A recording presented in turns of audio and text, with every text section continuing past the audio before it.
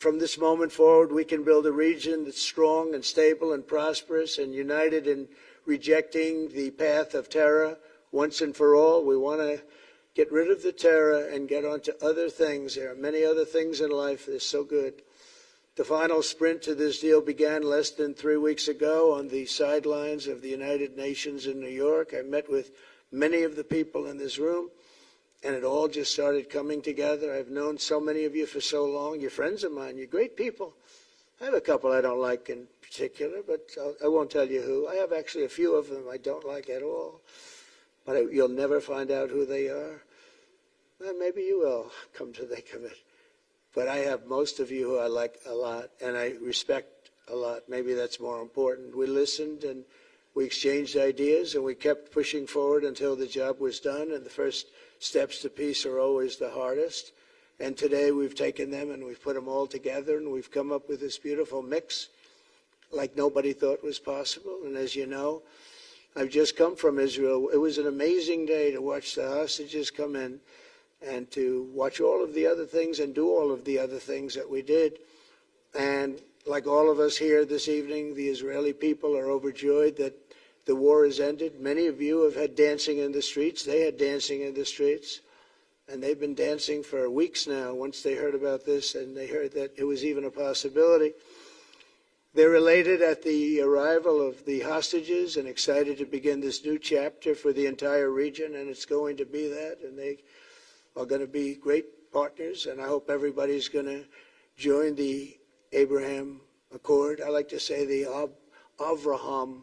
I love Avraham, but somehow it doesn't sound as good when I say it as it does when some of my other friends say it who are from the region. But we're going to get a lot of people joining the Abraham Accords. We have the 4 great nations that did it early on, and they stayed with it. And then you had the Biden administration, which is the worst administration in the history of our country, and obviously they did nothing on that and anything else. And so it stayed at 4, and now a lot of people, even today, they're talking about all joining up.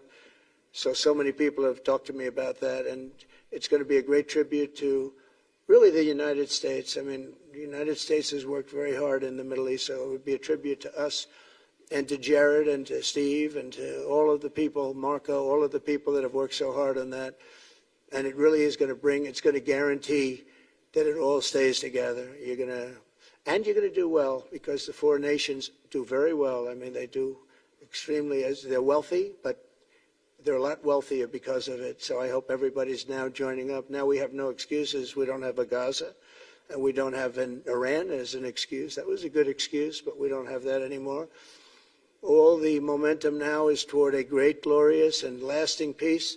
And our commitment to fulfilling the 20-point plan we developed together will be the crucial foundation for achieving that bright future. And it's being worked on right now as we speak. And we're actually in stage 3 and 4. It's not going to be, just divided down so simply. We can be long advanced on some of the things that we say we're going to do. We can take them out of order in a positive way. And we've shown how it can be done with responsible nations like the people in this room, these incredible people in this room, setting aside their differences, seeking common ground, and pursuing a better world for all of us. And that spirit's my dream, that we all get together and enjoy our life. And we're going to put some of you on the Board of Peace. Everybody wants to be on the Board of Peace. They said, would you be the chairman? I say, I'm pretty busy too. But whatever we can do to have peace in the Middle East, it's worth it. But everybody wants to go on the Board of Peace, so we're probably going to enlarge it. We're going to get, and the leaders, the top people, the top leaders, they want to be on the Board of Peace. A beautiful term. At first I wasn't sure, and then I realized how beautiful it is. And for the people of Gaza, the focus now must be on restoring the basics of a good life. We're going to have a lot of money coming into Gaza and a lot of rebuilding and building. It's not so much rebuilding, it's really building, cleaning up and building. And I'm pleased to announce that numerous countries of great wealth and power and dignity have come forward to me just today and over the last week to say they want to help in the reconstruction of Gaza, putting up whatever money is necessary. And the money is, of course, it's a lot of money, but it's not much compared to the value or the wealth of these tremendous countries, and they are ensuring stability and success in the Middle East. So when you think about it, it's a very, very small amount of money is necessary, relatively speaking. And as those commitments are made, I'm going to let the world know who is doing it, because they really deserve great credit for doing it, and they're going to do something that's really monumental. This is a monumental day. This is a monumental moment in the history of the world beyond the Middle East. We've all agreed that supporting Gaza must be done to lift up the people themselves, but we don't want to fund anything having to do with bloodshed, hatred, or terror, as has happened in the past. And for the same reason, we're also agreed that Gaza's reconstruction requires that it be demilitarized and that a new, honest civilian police force must be allowed to create a safe condition for the people in Gaza. As I said earlier, I intend to be a partner in securing a better future. We're going to be working, you're going to be working with the United States, and we're going to make sure that the Middle East is going to be a safe and secure place. It's a very important place in the world. It means so much. There were so many people who said the Middle East, and this has been going for many, many decades. I've read it many times, that World War III will begin in the Middle East. It's not going to happen. That's not going to happen. There was a time that you would have thought it could have, but it's not going to happen. There won't be World War III, hopefully at all, but it's not going to start in the Middle East. We're not going to have a World War III if we're smart. There'll never be a World War III. Our work begins right here and right now. From ancient times, this region has been extraordinarily mixed with respect to people, culture, religions, all of the different elements of national characters, unlike maybe anywhere else on earth. And for 3,000 years, there's been conflict. For whatever reason, there's been tremendous conflict, always conflict.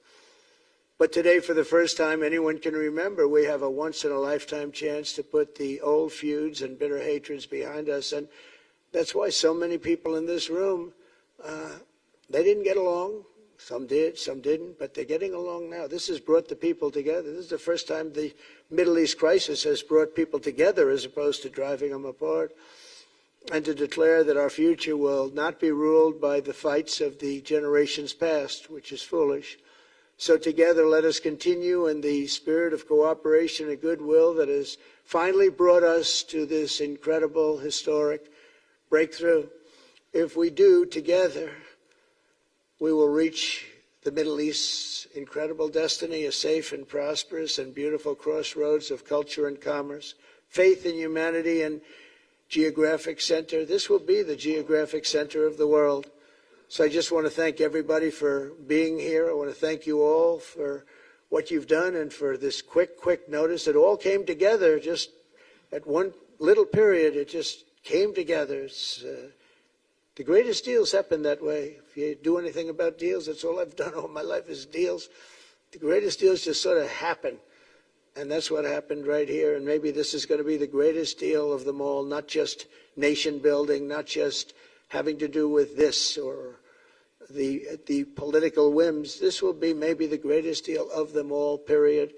And I want to thank all of you and all of these great nations and this region for what it's gone through and all of the fights it's had, or life over death and hope over strife and harmony over hatred. That's what we want. We want it to be that way because together we're going to forge a magnificent, great, and enduring peace. I want to just end by saying God bless you all. God bless the Middle East. God bless your countries. And God bless you. Thank you very much, everybody. Thank you. Thank you very much. Thank you.